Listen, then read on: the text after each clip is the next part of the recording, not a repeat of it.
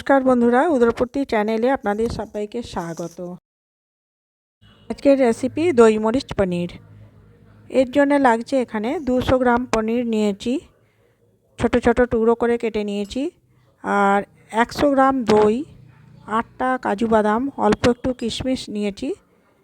এছাড়াও কসুরি মেথি লাগবে।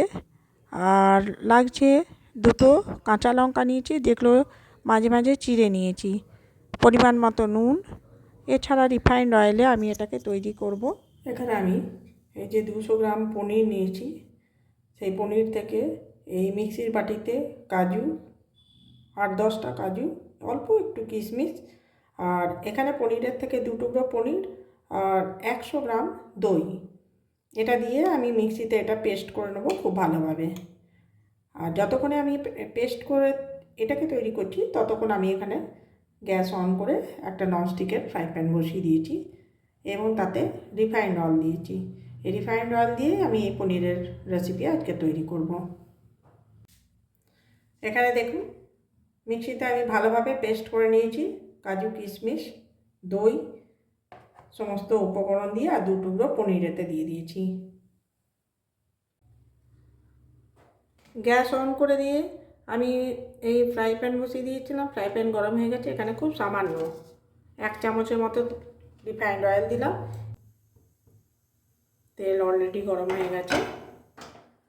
দেখুন, পনিরগুলো আমি এতেই ছেড়ে দেবো। খুব হালকা একটু নাড়াচাড়া করে পনির আমি তুলে নেব।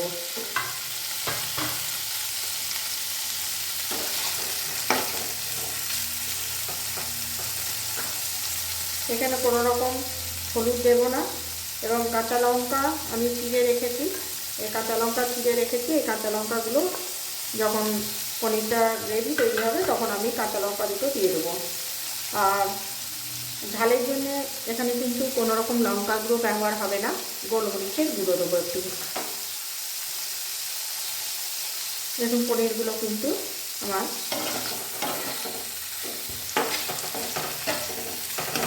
হালকা করে পনিরটা ভেজে নিলাম। এতে কিন্তু পনির খুব বেশি ভাজা হয় না। আর যারা কাঁচাও খেতে পারেন, তারা না ভেজেও গ্রেভিতে পনির দিয়ে দিতে পারেন।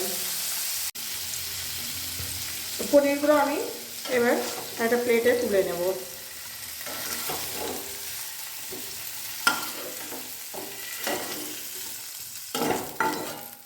এবার এই ফ্রাই প্যানেই আমি আর একটু রিফাইন্ড অয়েল দিয়ে দেবো। দেখুন, এটা 2 চামচ রিফাইন্ড অয়েল দিলাম। এতে কিন্তু খুব বেশি তেল লাগে না, খুব কম তেলেও এটা তৈরি করা যায়।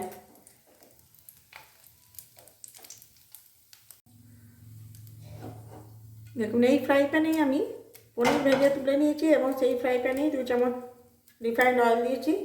এবার এতে অল্প একটু গোলমরিচ ক্রাশ করে দিয়ে দেবো। এতে কিন্তু কোনো রকম লঙ্কা গুঁড়ো বা চিলি ফ্লেক্স কোনো কিছু ব্যবহার করব না। এখানে অল্প একটু এই যে গোলমরিচ দিয়ে দিলাম। এবারে এর মধ্যে এই চেরা কাঁচা লঙ্কা দুটো দিয়ে দিলাম। এটাই ফোড়ন হিসেবে এতে দেওয়া হলো।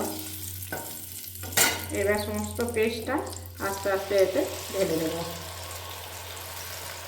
দেখুন, খুব সহজ রান্না এটা, কিন্তু রান্না করতে এতটুকুও মানে সময় লাগা বা অনেক বেশি উপকরণ কোনো কিছুই এর মধ্যে লাগছে না।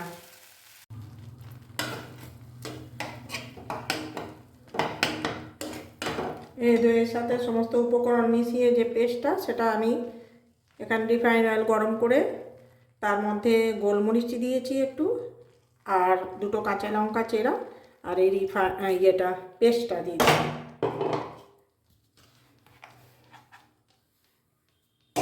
এবারে এটাকে একটু নাড়াচাড়া করতে হবে। এটা কিন্তু খুব কম সময়ে এবং খুব কম উপকরণে খুব চটজলদি একটা পনিরের রেসিপি। এবার পরিমাণ মতো নুন দেব, পরিমাণ মতো নুন। আর যেহেতু টক দই দিয়েছি, খুব সামান্য অল্প চিনি দেব।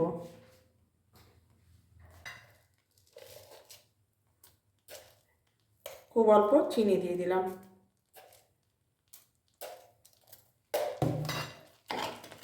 এখানে চিনিটা ওই ছোটো চামচের হাফ চামচের মতো দিলাম, কি তার থেকেও একটু কম হবে। এবার এটাকে একটুখানি এরকম করে কষিয়ে নেবো তেলে।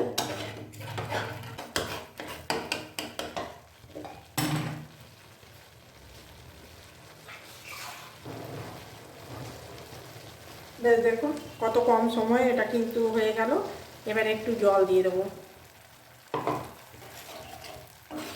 জাস্ট একটুখানি ফুটবে, 2-4 বার ফুটবে, তাহলে এতে পনির দিয়ে আমি আর একটু লঙ্কা গোলমরিচের গুঁড়ো দিয়ে এটাকে অফ করে দেবো। আস্তে আস্তে এতেই ছেড়ে দিচ্ছি।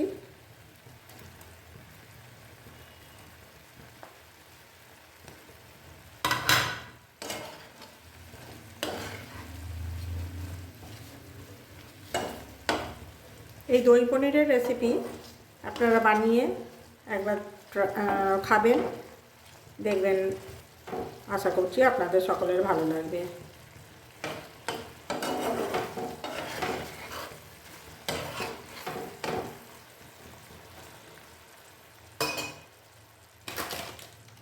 এটা প্রায় হয়ে এসছে। এবার আমি ওপরে একটু কাসুরি মেথি দিয়ে দেবো।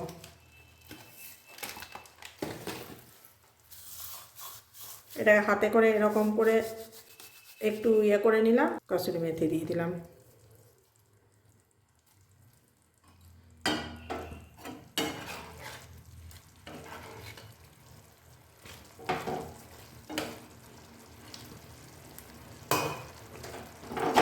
দেখুন আজকের আমাদের এই পনিরের রেসিপি কমপ্লিট হয়ে গেল।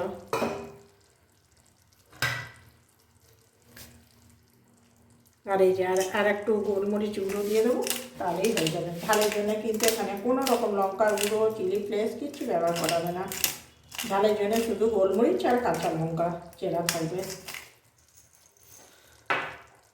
তাহলেই আজকে আমাদের পনিরের রেসিপি হয়ে গেল। দেখুন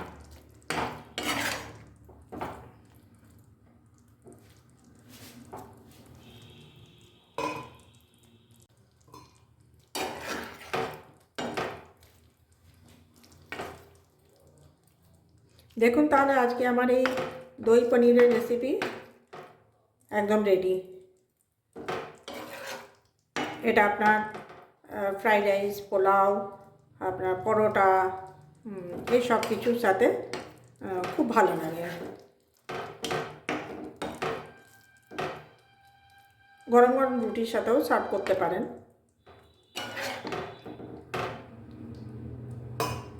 তাহলে আজকের আমার পনিরের এই রেসিপি তৈরি। আজকের দই মরিচ পনির আমার এখানে রেডি হয়ে গেছে। আমি দেখুন একটা বাটিতে সার্ভ করে দিয়েছি। আশা করছি আপনাদের সবার খুব ভালো লাগবে এই রেসিপি। আপনারা বানিয়ে খাবেন এবং খাওয়াবেন।